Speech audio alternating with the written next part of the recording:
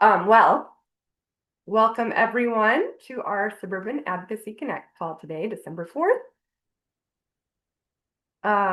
Just some general housekeeping. So we're recording this meeting. We'll share it with you all afterwards.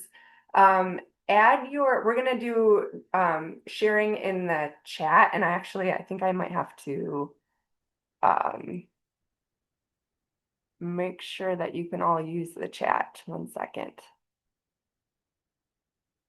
Everyone. Okay. All right, now you should all be able to use the chat. So if you can in the chat, um, add your name, your community, and then feel free to add any group affiliations you have or other updates that you'd like to share with the group in the chat. Just for in the interest of time today, um, we'll just be collecting your thoughts and ideas in the chat. So in just a few ground rules, so we'll keep you all muted today, but you're always welcome to raise your hand if you'd like to speak, and I can unmute you, or you can add any comments, questions into the chat. Um, and then our general rule is be respectful of presenters and other participants. And uh, and remember that no one knows everything, including us here speaking today, but together we know a lot. So that includes all of us, all of you. Um, so today we're going to start off with some transportation news and updates from Dave Simmons from Ride, Illinois, and myself. And then I'm going to review as quickly as I can a variety of different bikeway types to get us started. And then we'll turn it over to our special guest, Neil Holdway, um, who was a the Daily Herald editor for 3 decades, I believe, and has a really great website, an amazing resource for all of you in the suburbs. So I want to make sure you know about his website and just his general knowledge. And he's been collecting kind of what's been going on throughout the suburbs and all of the different bikeway types and designs that we have in our region. So, and then we'll have some Q&A with Neil. And then if we have time, we'll go over uh, projects that we know that have been funded for this year. So some projects that we'll be seeing in the future, just so we can kind of see a roundup of what happened in 2025. So with that, I will pass it over to Dave. Look how official we are. Hey, good afternoon. It is afternoon. Good afternoon, everybody. Dave Simmons with Ride, Illinois. I'm just going to go through quick updates here. Obviously, y'all can read the text that's on the screen, and Maggie's always so good about sending follow-ups afterwards. So, just quickly on the advocacy note, kind of the big topic in present day is e-motos and e-bikes.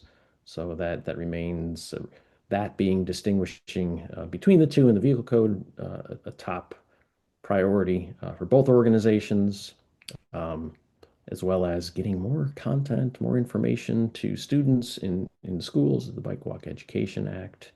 Um, the long term, Baub versus Wayne, and several other cases that have led bicyclists to be in this kind of this weird little limbo where we're permitted but not intended road users remains on the agenda. Um, and then big kudos to my colleague Savannah for compiling the legislative scorecard that gives an overview of state level elected officials for the last few legislative sessions. So exciting stuff there. A few other topics on the advocacy front. We just had a call with our lobbyists, so we'll kind of see what rises to the top here in the next legislative session. Quickly on education, you might know, and I think some of you even helped test out our updated bike safety quiz. So those are being used through our mini grant program now, getting lots of great feedback. We've gone to colorful photos instead of little sketchy illustrations. We're planning to launch that publicly in the spring.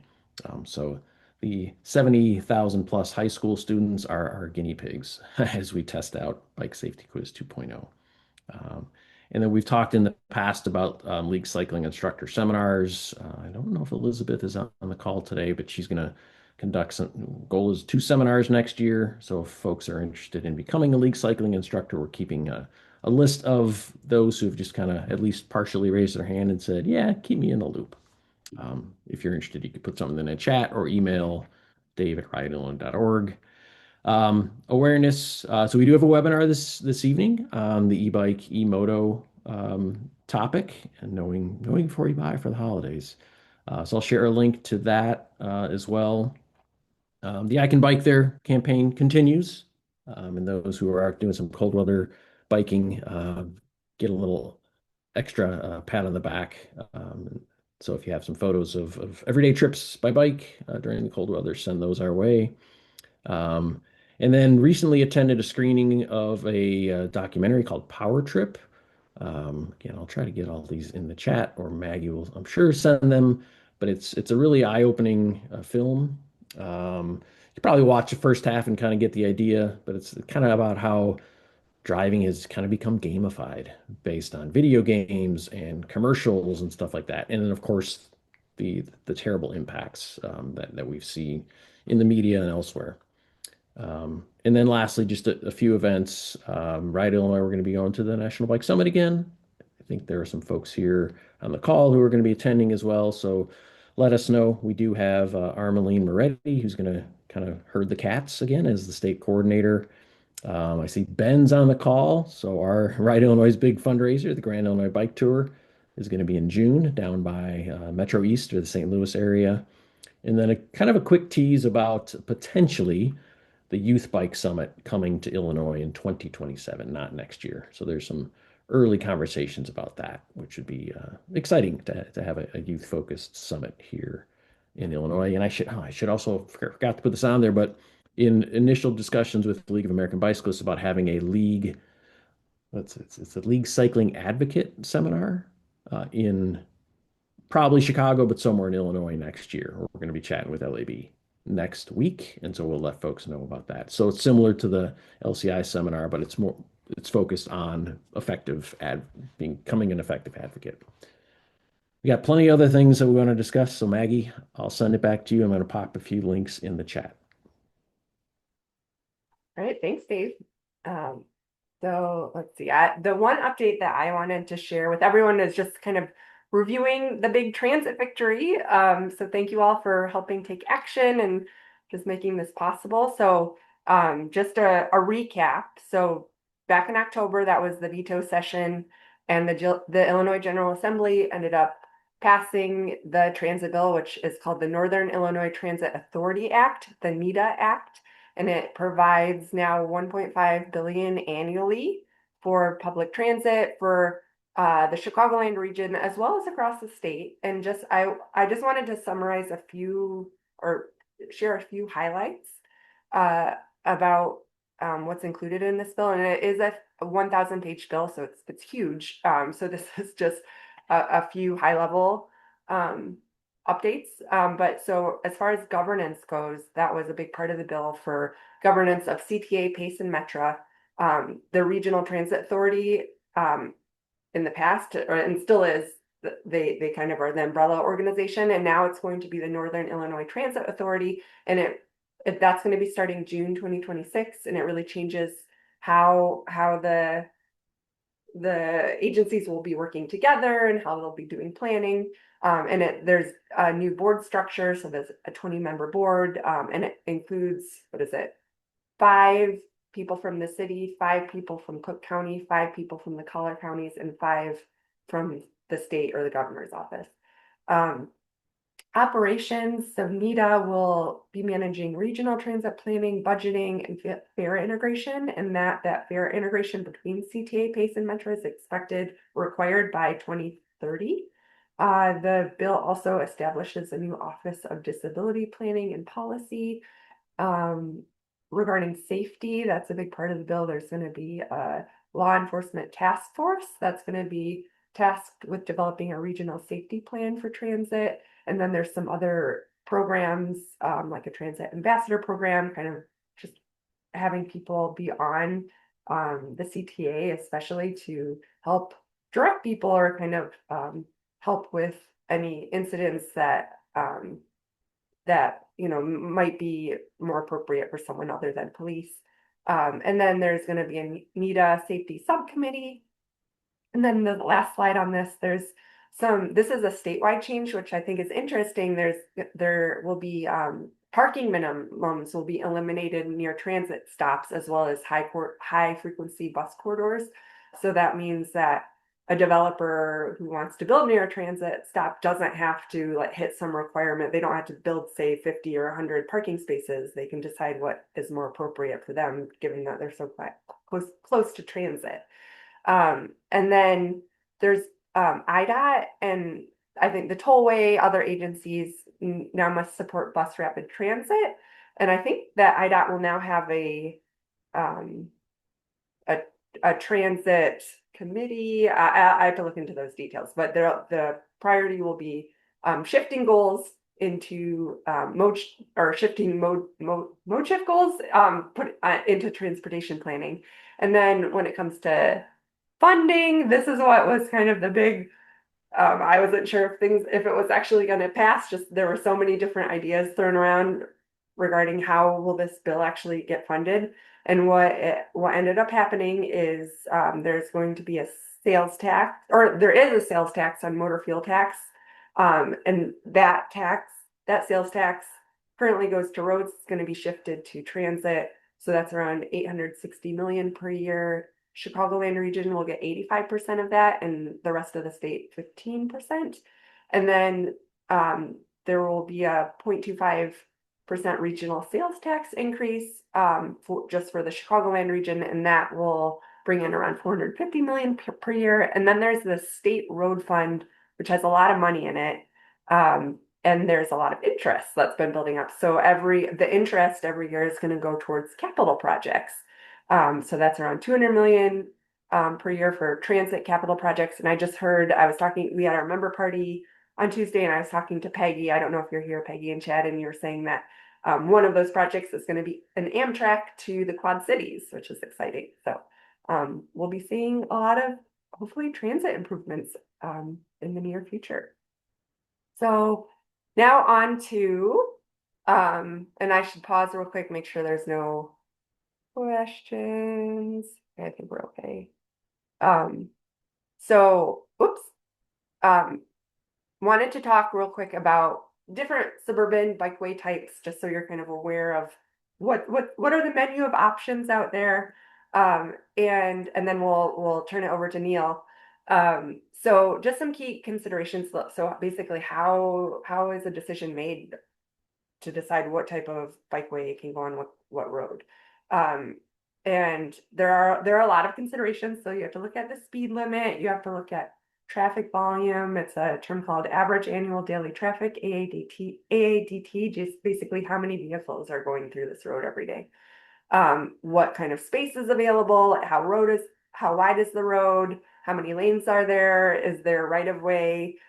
Who owns that? And then also who owns the road? Is it a state road? So does IDOT own it? Is it a county road? Is it a local municipal road? Is it a township road? So, and different roads have kind of um, uh, different rules or just different decision making on what is allowed on a particular road. And then you also have to look at local context. So, what is the land use around the road? Who is using the space? Is there parking that can definitely cause some problems? Also, like, are there trees? But I think two big ones where advocacy is really important is the community support. So, the community needs to be behind it, and then is there political will? So now kind of starting from the simplest, least protected types of facilities. So there's just a sign. So a signed route. So this can be used on any street with bike infrastructure.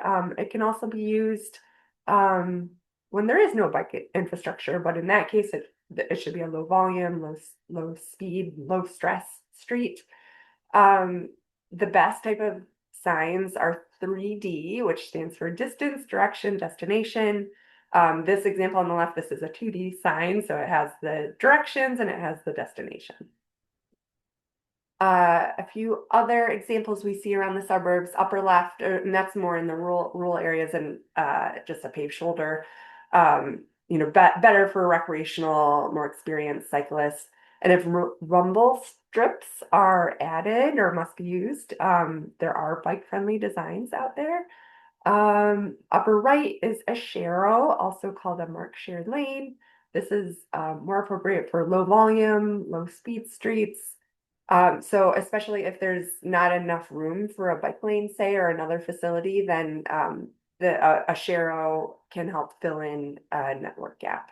And then on the bottom, this is an example in Batavia, and I don't know if there are a lot of these examples around, but I think it's an interesting example of combined parking bike lane that is basically on the right side, that's a parking lane, but kind of low parking occupancy. So it also works as a bike lane. So it's an option for more of a residential low traffic street. And then we have a bike boulevard. This is where bikes are prioritized on a street. This is an example in Brookfield, so best on low volume streets. That would be an AADT or fewer than 2,000 vehicles per day.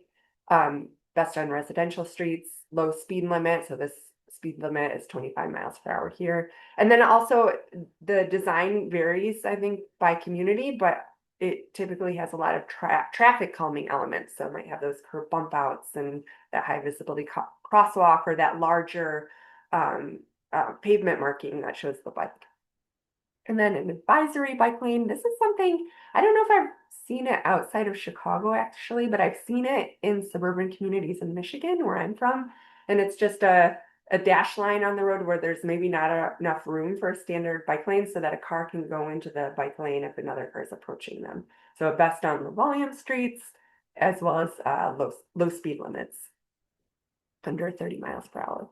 And then we have the standard bike lane, which we are seeing more of in the suburbs. These are best if the speed limit is 30 miles per hour or less. The best if the AADT is under 10,000, but that does depend on the owner of the road. So under 10,000 cars per day. Typically, bike lanes are 6 feet wide, but they can go down to 5 feet. Right, a road diet or right sizing. This is something we're also seeing more of, but this is where you might have a 2-lane road in either direction that's converted into 1 lane in either direction with the turn lane, and then bike lanes are often added on the outside, and that's an example on the right in Park Ridge. And these are feasible on roads with under 20,000 vehicles per day, but it does again depend on who owns the road and kind of the local context. A kind of a step up from standard bike lane is a buffered bike lane.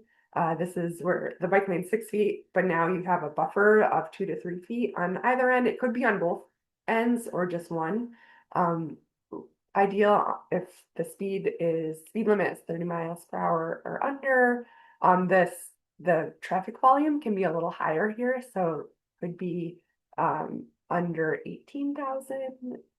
And then a step up from that is a protected bike lane, a cycle track.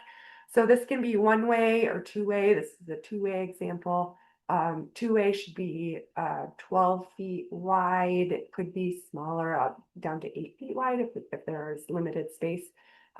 Ideal for higher speed streets, higher volume streets, maybe a truck route. And then this is an example of combining 2 examples of a road diet with a protected bike lane. This is in Niles. Which was a great project to see. And then side paths. So this is what we definitely see around the suburbs, on arterials, on collectors, on those busier streets where the speed limit's over 35 miles per hour, where there's higher traffic volume, and 10 feet wide is the preferred width of this type of facility. And then just a couple examples of some intersection markings. So we're seeing some of this in the suburbs. This could be a dash line in the intersection. It could be sharrows. It could be the green paint that just help make bicyclists more visible in an intersection. Sometimes these are also used at commercial driveways, or if you're going from an on-road to an off-road bike lane or vice versa. And then bike boxes, this is just to help get bicyclists out in front of traffic at a stoplight. Usually better if it's a busier area. And then on the right, that's a crosswalk specifically for bikes in green. And then loop detectors. So this is something that can, a sensor that can be buried in the pavement to help trigger a green light, so that you don't have to wait for cars to do that. And then on the right, just various examples of bike parking that you can have the standard view. Some communities kind of personalize them with different colors or symbols, and then you have covered parking. And then finally, this is the last two slides, just traffic calming ideas, which are good for bicyclists and people walking and people using transit. So can, slowing cars down can make it safer for everyone. So having trees, having a mini traffic circle, a refuge island or pedestrian island, raised crosswalks, speed bumps or speed humps, or bump outs that can really help narrow a lane. So just narrowing lanes can help slow down traffic. And then so can just lowering the speed limit. And when the speed limit is lower, that can then unlock more design options for a community. So I am going to stop sharing my screen now. So now I'd love to introduce you all to Neil. Neil's been joining our meetings, so some of you may know him, but he is, as I said, former Daily Herald editor and a big bicyclist. Um, Really, you've gone like all over the region and beyond, I'm sure, and has a great new website, a resource for all of you where he's been documenting what he sees and as well as advocacy going on and also all sorts of things. So I'm going to turn it over to Neil to kind of walk us through what he's up to and share a little bit about his background. So thank you, Neil. Thank you, Maggie. Thank you, Maggie and Dave, for inviting me to do this. Yeah, I was not the Daily Herald. I was one of the Daily Herald editors for 3 decades. Um, for the last 17 years of my career, I was the lead night editor for the Daily Herald. So I'd work on the news of the day, work on the front page, work on the homepage of the website, that kind of stuff. But over the years, I would be asked once or twice a year to do something on biking in the suburbs because the staff knew that I was the most avid cyclist. So that tended to be a bike trail compilation. Sometimes I snuck in for the more serious cyclists the best roads to ride in.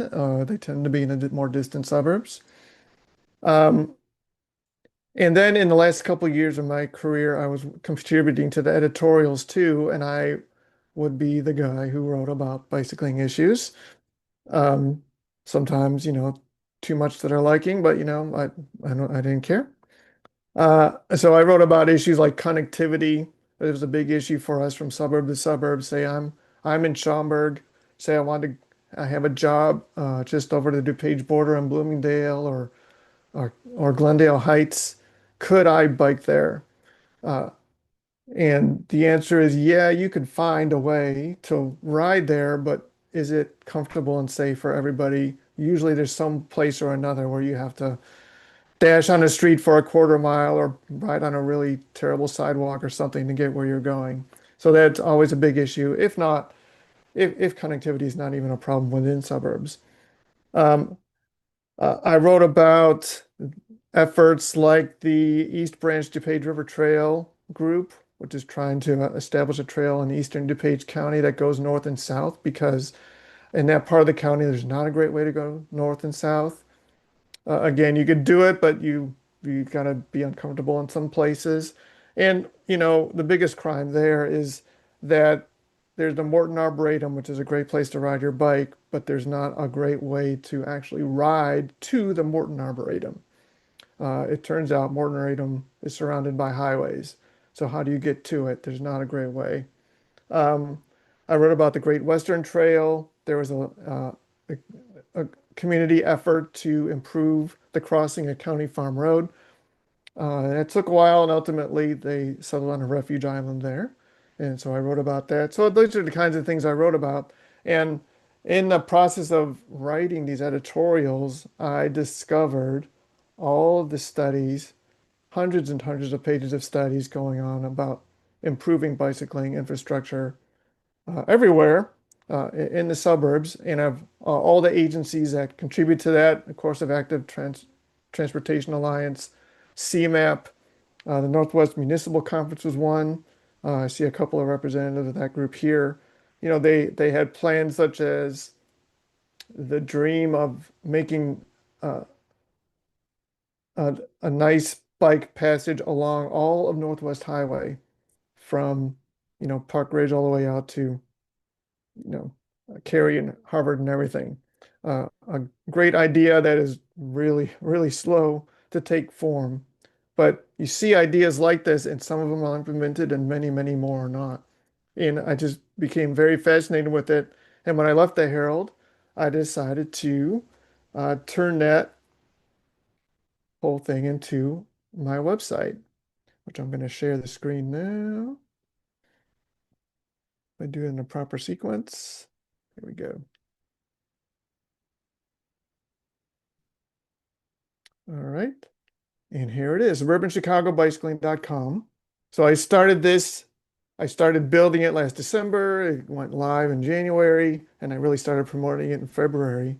And I have a kind of different categories, focusing on bike trails, focusing on roads, focusing on just great rides, either organized or my own routes. But infrastructure is a large part of all of these. And I really like to find out what exists now, what is being built, what are in the plans. And it turns out there's just loads and loads of plans out there, lots of projects. Many of you here probably, I'm sure, already know. Um, so that's how I started building my website. There's, things that are fun places to ride, and then also just knowledge that I wanted to share about the infrastructure efforts, the advocacy efforts. And I got a really good head start because I'm in Schaumburg. Schaumburg is kind of a famously bike-friendly town, but those of us who live there know that it's not perfect, and residents and village leaders have been tweaking uh, its bike system over the past several years now.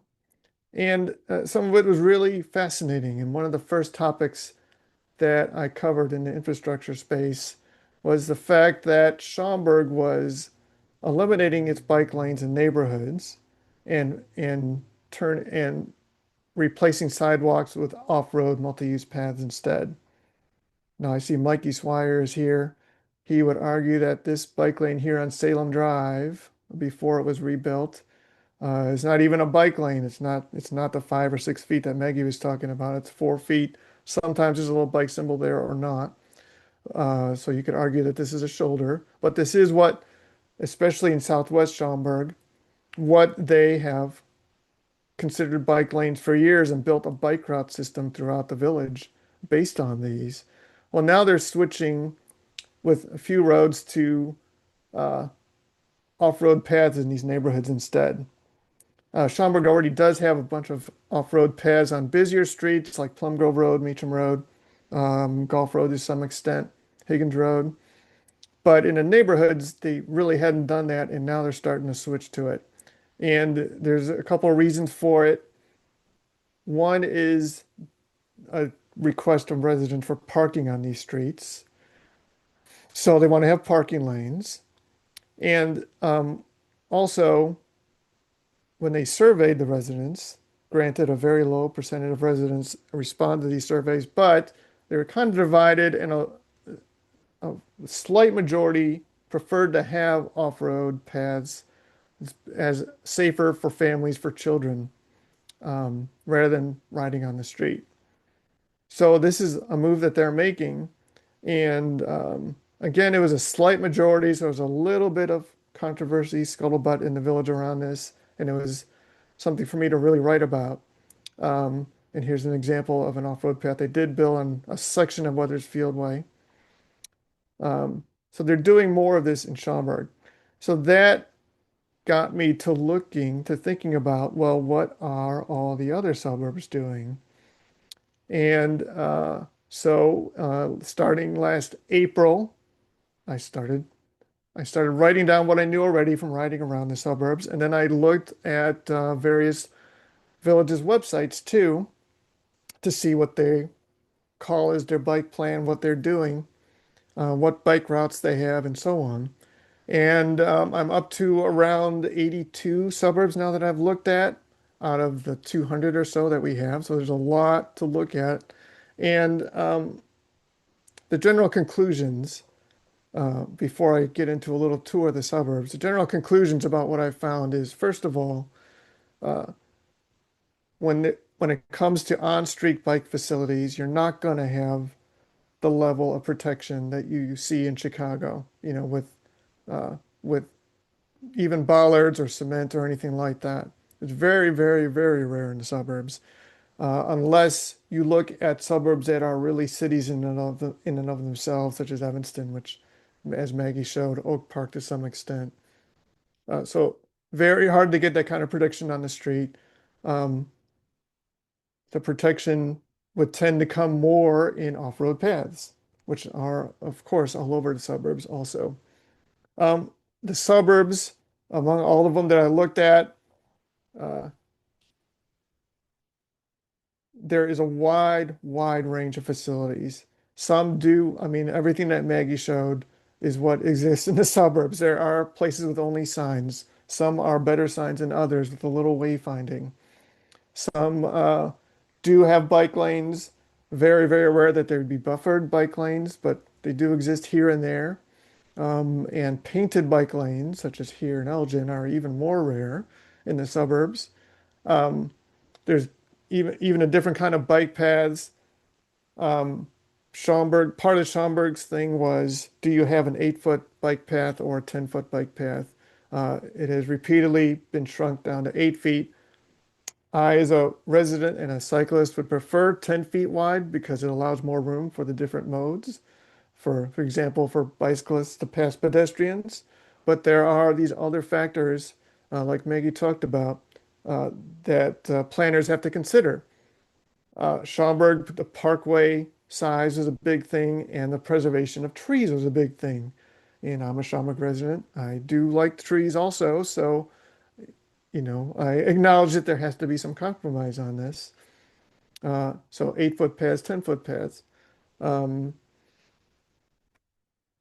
um, And planners, even I've heard this from planners at the bike summit this year, and you'll see this in the engineering, you'll see this in the village documentation a lot. They have different spaces to work with, even within a town. Some towns may be tighter than others. Um, the the housing just may be more dense. The streets may be narrower in some towns more than others, even in some parts of towns more than others. Schaumburg has fairly wide streets, but Huffman Estates streets are even wider, and Arlington Heights streets are even wider. But you go to something like Glen Ellen, uh, the housing is more dense, there's more trees, the streets are narrower. So engineers are working with all these uh, obstacles to try to come up with the best plans for a given town. Um, uh, Refuge islands, you see that occasionally in the busier areas. And this is another thing that planners have to deal with in the suburbs, especially the farther suburbs. There are railroad tracks, there are wide roads. You think of North Avenue, Route 20, Butterfield Road, Army Trail Road is a big obstacle in DuPage County, I think. Uh, and they have all that to deal with. And there are natural obstacles such as creeks. I could be riding my bike, I'm looking on a map, why is it so hard to get to Mack Road in the Wheaton area, like from where I am? It's only a mile over there, but I have to go all the way around something. It's because of all these other natural things in the area, which we like, but that is just part of the difficulty in planning bicycling infrastructure in the suburbs. And there's a wide mix of plans, again, speaking to the community support and local politics. There are a lot of towns that have very impressive bike plans. There are a lot of towns that have made impressive bike plans, but you haven't seen much done with it in 10 years. So you don't know if that's a community support thing, a funding thing, or what's going on there. So there's that wide range of of planning going on in the suburbs too. So let's take a little tour of the suburbs. We'll start with Arlington Heights.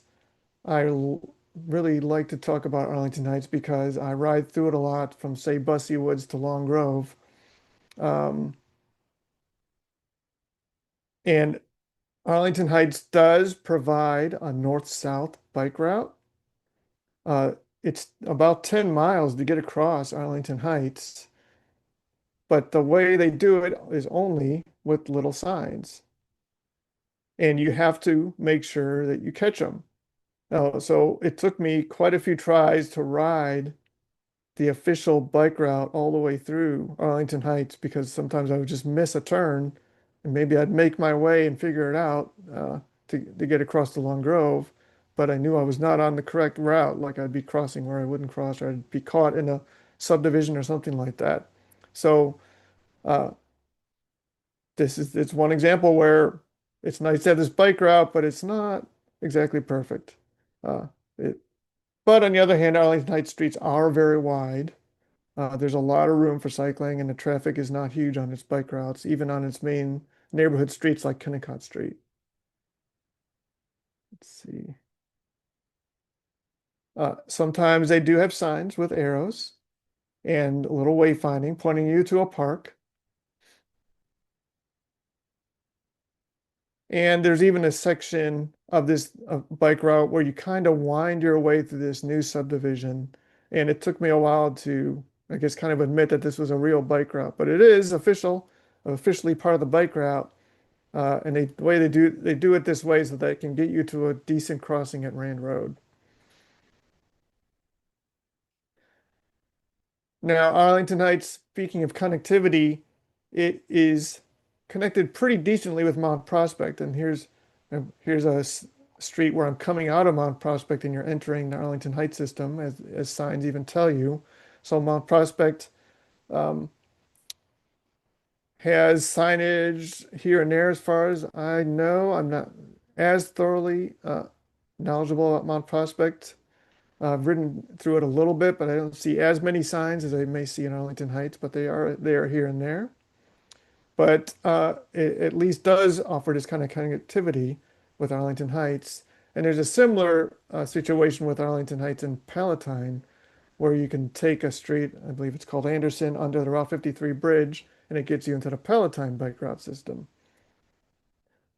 Here's another example of coming out of Mount Prospect, going to Arlington Heights and telling you where you can go. And then Palatine was kind of like my little personal project in 2025. And Ralph Beneziak is here, and I know he's from there, and he knows it well. But I learned uh, how to get through Palatine because I wanted to find a way to ride to the Deer Grove Preserve. And Palatine has signage like this. Um, and it doesn't have much by way of arrows. There might be arrows here and there, and there's kind of a north-south system and a east-west system, and it doesn't really tell you which one you're on. So even though there are bike route signs, you kind of have to figure out where you're going. Like if I want to get to Deer Grove, I had to kind of figure out how to do it and which bike route signs to follow. Sometimes they have sharrows. I think this is on Smith Street. And then on Illinois Avenue is one place where Palatine does have a bike lane. Um, and sometimes that turns into a sharrow. And then at some point there's an off-road path on Illinois Avenue. So this is all on one street within a few miles. And even with the off-road path, there's a certain point where it ends and you're back onto the bike lane. And then that bike lane ends. And then you're in a sharrow situation again. So there's this kind of variety just within Palatine. And this actually is part of a designated bike route, Smith Street again. This is how you can get to Deer Grove. A little busier street, but you see there's no markings, no lanes or anything.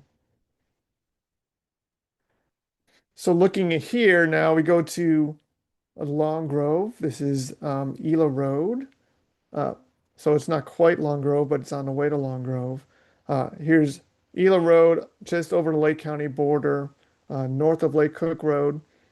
Um, it has this bike lane that leads you to Long Grove Road, and Long Grove Road has a bike lane, which is great, and that takes you kind of through Deer Park and Killdeer. Ironically, uh, as Long Grove Road takes you to Long Grove, once you get there, the bike lane disappears and it's a little tighter, but it is pretty and a little less traffic too. So that, let's see. No, I'm not there yet. Okay. And related to Long Grove Road, there's also the Great Cuba Road. And serious cyclists, especially in the northwest suburbs, know Cuba Road. Just a beautiful road that there's even like a whole Strava group dedicated to riding on it. Um, but there is no bike infrastructure on it. There's not even a shoulder over, I'm not even sure any of it, between Long Grove and Barrington Hills. Very pretty, but again, no real bicycle infrastructure. And it's similar with Old McHenry Road. I think that Old McHenry Road is one of my favorites out in Lake County. There is a shoulder, but that's about it. Um, on the weekdays, it can be pretty busy, especially around the Hawthorne Woods area. And so there are plans for a major project in coming years around Hawthorne Woods and the railroad tracks and at Quinton Road and Midlothian Road to build an underpass to not only allow traffic to get through more easily, but there will be an off-road path built to get through that area. And that can take you all the way to Wakanda. But right now, you're just dealing with a shoulder, even though it's a very popular bike riding road. All right. What am I showing here? Okay, so I want to point out Oak Park going more back into Cook County. Here's one of the towns. Again, Oak Park's almost a city within itself, so it has a lot more infrastructure in its downtown area, has some painted lanes, and is doing more and more neighborhood bikeways, as they call them, or greenways, as they call them. So, as you know, these are uh, streets where bikes have the priority, even though cars are still allowed on them. But the bikes get priority, and sometimes lanes are even painted in the middle of them. All right. Here's what I wanted to show.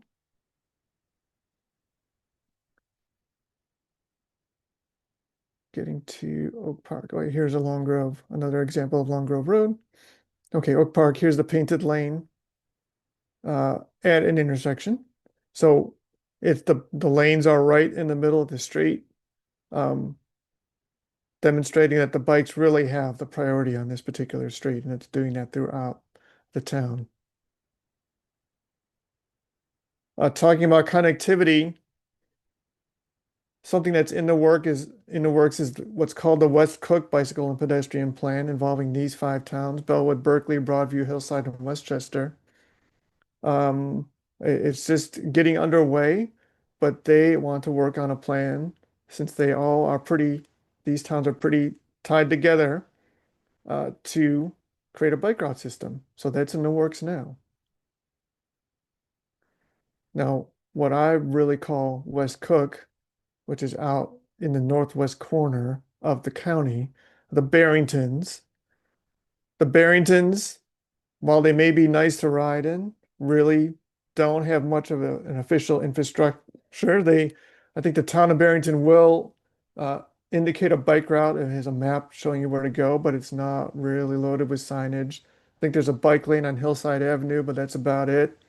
There's not, um, and actually on Dundee Avenue too, there might be a bike route sign, but not much way of helping you get through downtown or anything like that. And as you get into the suburbs, Barrington Hills, North Barrington, Lake Barrington, Port Barrington, all great places to ride in, and a lot of organized rides happen out there, but there's not really official bicycling infrastructure. They just count on the space and road shoulders.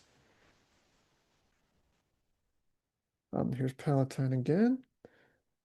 Hoffman Estates has bike lanes here and there. In the neighborhoods, the streets are very wide, so there's usually a lot of room. But this is around Village Hall, where there's bike lanes, and it's kind of a major throughway in Huffman Estates. Bartlett is an interesting town because it does offer some bike routes. They tend to be off-road paths, and that's good news, bad news kind of thing. Uh, Along, say, Bartlett Road, it has the Bartlett Trail. Um, it is an official path. The conditions of the Bartlett Trail can vary. So it can be really bumpy, thin, and something you see in the suburbs a lot where there may be off-road paths, but now they're getting old and they have to get refurbished to be decent to ride on. Schaumburg has been working on that by repaving a lot of its paths, and Bartlett has done it here and there, but it has some ways to go. But meanwhile, on one of its main roads, North Avenue, coming out of downtown, they did build a two-direction bike lane with the tiny buffer on the south side of the street, I think it is. Um, and that was really impressive, brand new this year. The only drawback is that they haven't settled the parking situation, so cars are in the way sometimes. And as I understood, I heard that Bartlett approved no parking signs to be put in some of these places, so cars would stop parking there. I don't think I've really seen it kick in yet. All right, Southwest Cook, Palos area. All these suburbs here, the Paloses, Orland Park, Orland Hills, Tinley Park, Port Forest, Homewood, they really lean on the trails and surrounding forest preserves because they do have these great forest preserves all around them. Um, I haven't ridden around there myself to know, but it looks like the streets don't have bike infrastructure so much because they really lean on these trails. And I know Alsip is working on a bike and pedestrian plan now, or just put one up um, with the help of CMAP. And they're recommending adding 19 miles of bike facilities, including bicycling boulevards and bike lanes and shared use path again. Going out to DuPage now, uh, Carroll Stream is a small town, but on its main roads, it has pretty nice trails. This is Lee's Road in an industrial area, fairly new, I think maybe even in 2024. Um, I think it's 8 feet wide. I don't think it's 10, but a very nice trail to help you get through Carroll Stream. Um, on the eastern end of Lee's Road toward Schmalley Road, it's brand new. On the western end toward the schools and where it gets to a little more residential, the trail could use a little love. But it is a way to get around town. And there's another great trail along the length of Fair Oaks Road and Carroll Stream. So Carroll Stream has these off-road trails that are very handy to get around its town. And one thing about Carroll Stream's trails that's different from, say, Schaumburg's, is that they are not so much in front of driveways. That is an issue that comes up too. Schaumburg residents don't always like that these bike trails are being uh, uh, put down in front of their homes because they worry about leaving their driveways and exiting and possibly hitting somebody.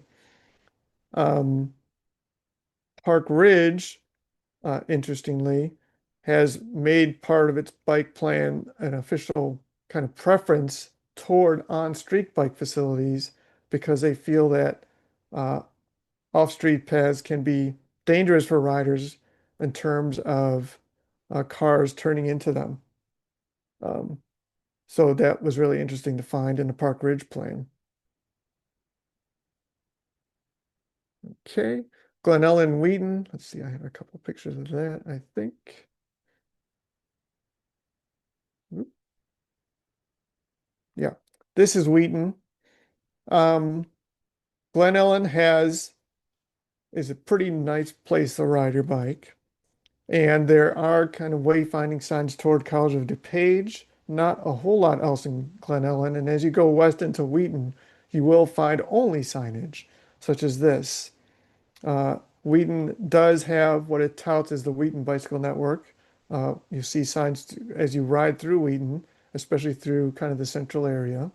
And some of them do give you wayfinding like that. But there's no bike lanes or painted structure or anything like that. It's just relying on the signs. And sometimes they'll tell you how to get to downtown, how do you get to other places, how do you get to Wheaton College nearby. Of course, Wheaton does happen to have the Illinois Prairie Path going through its downtown, just a little bit off this road.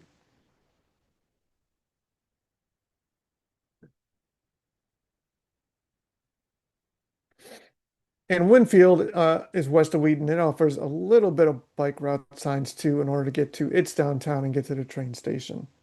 So I see that a lot. In the Fox Valley, I know Aurora is working on his bicycle and pedestrian plan. Uh, I am, I don't think it has much by way of protected lanes in its downtown, but people, can correct me if I'm wrong because I haven't ridden there too often, but I don't recall seeing protected bike lanes in that town. St. Charles has been working on its plans pretty seriously, adding conventional bike lanes. Um, it touts more than 300 sharrows painted on streets identified for shared use. It's proposing buffered bike lanes on 3rd Street, as well as off-road paths on Dunham Road and Kirk Road, which would be very helpful to get around, especially north and south in that area.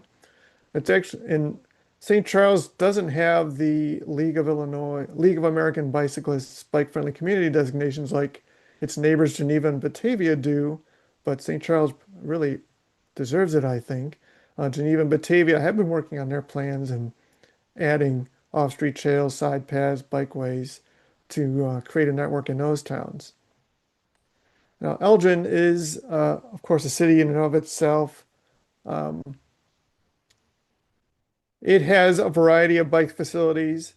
I don't, it does not have protected bike lanes, like say, and I see Justin pointing out Aurora does have protected bike lanes. Elgin really does not. It does have painted bike lanes through some of its downtown. Some other parts, it's just a sharrow. And in still more parts of the town, it's just a sign. And what I really like, and at the very top of this article, was that picture out of Elgin of a painted lane on I think it's Wing Park Boulevard. That is a painted bike lane through a neighborhood. I really love to see this. I wish Schaumburg would adopt it. Um,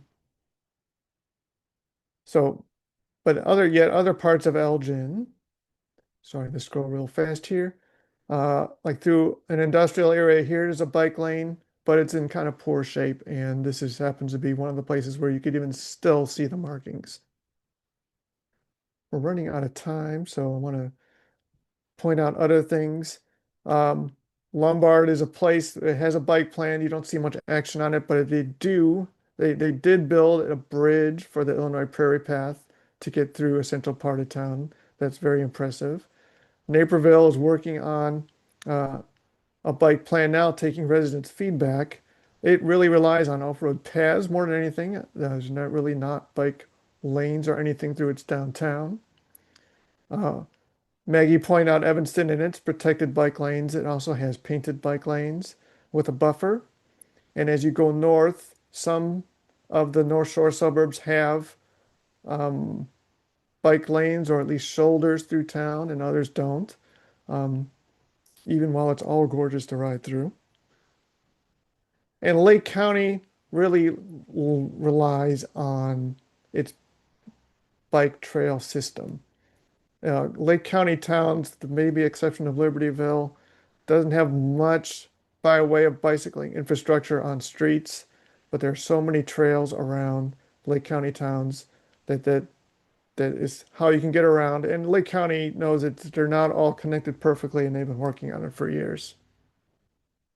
So I think I'm going to stop there as we're running out of time and take any questions or further comments. I see a bunch of chatting going on, but Um, um, no, Neil, thank you so much. It's like you just have so much knowledge of what's going on in the suburbs, and I often refer to your site to kind of figure out like what's going on over in this area. I see. So yes, the chat is very active. I do see a question. If anyone has any questions, we just have a couple minutes left, so add them to the chat. But I see a question from Brad just about, he's curious about your take on how well the maintenance is keeping up on all of the bicycle infrastructure Yeah. across the region. This is a great question because it does really vary. I talked about Bartlett's bike trails and they're getting beat up and a lot of work could stand to be done. And um, you see that even on major trails. The Salt Creek Trail is a great example of it, where Wooddale just repaved its portion of the Salt Creek Trail, and it was so desperately needed. I couldn't believe when I found it this year how much better it is now. But there's still a section, I think, through Itasca that goes around some businesses that it's in horrible shape. So you see things like that. Um, you know, talking about Schaumburg's bike lanes, um, even they will still exist for a long time as all the road work gets done. But a lot of the bike lanes are full of potholes in bad shape, and you see that in other towns too, where there may be a shoulder or a bike lane where you're still dealing with uh, potholes and cracks, just like drivers are on those streets. It just depends on how new those roads are. So yeah, it does vary a lot, and that creates an obstacle to connectivity. Um, if a trail is really unpleasant to ride on, that might lead people on the streets or just may lead people into cars altogether. Okay, thanks. And then I think this will be the last question from John about any thought. Do you know about the Crosstown Trail connection that's being proposed? It's an extension. I am loosely familiar with it. I see that's being proposed. It's more into Chicago, as I understand it, in 606 North. So I'm not as much all over it as I am with things out here, so I'm only loosely familiar with it. So I can't really speak to it too well, John, I'm afraid. Yeah, same. I know it's like the very beginning, I think, of like Yeah, yeah. the process of maybe getting something started there. But okay, so it's 1 o'clock. So we will wrap up, but if you go to Neil's website, you can see it on his background, Suburban ChicagoBicycling.com. You can sign up for emails, which I find really useful just so you can get alerts on news. Like you write often on this site, so there's often Yeah. new information appearing. So highly recommend everyone go to a site, sign up for the emails, so you can keep it in your back pocket as a great resource. So Neil, thank you so much for joining today to share everything you shared. Yeah, And thanks for having me, and thanks everybody for if I'm in my compilation, if you know more information about your town or things that I'm missing or things that just could be clarified, I'll gladly take it. yeah, Neil, can I send your email to in the recap email? Sure, of I course. can, so you can get in touch with Neil, if you know of some additional infrastructure in the suburbs, you can share with him. And then one other thing, sorry if anyone's able to stay later, I wanted to share our schedule for, uh, these calls in 2026, because Dave and I now have a set, schedule. So 1 second, just have to, and I will, in, so our next Suburban call is scheduled for February 4th at noon. So we're going to do the first Wednesday of every other month. So February, April, June, August, October, December. I'll send out those dates in the recap email. And in that February call, I will share, we'll kind of look at what was funded in 2025. So you can kind of get that recap and feel hopeful for a lot more great infrastructure coming to our region um, in the next few years. So with that, I stopped sharing my screen. Okay, all right. Well, thank you all. Thank you, Neil, and hope you have stay warm and yeah, happy New Year coming up and happy holidays. All right, thanks everyone.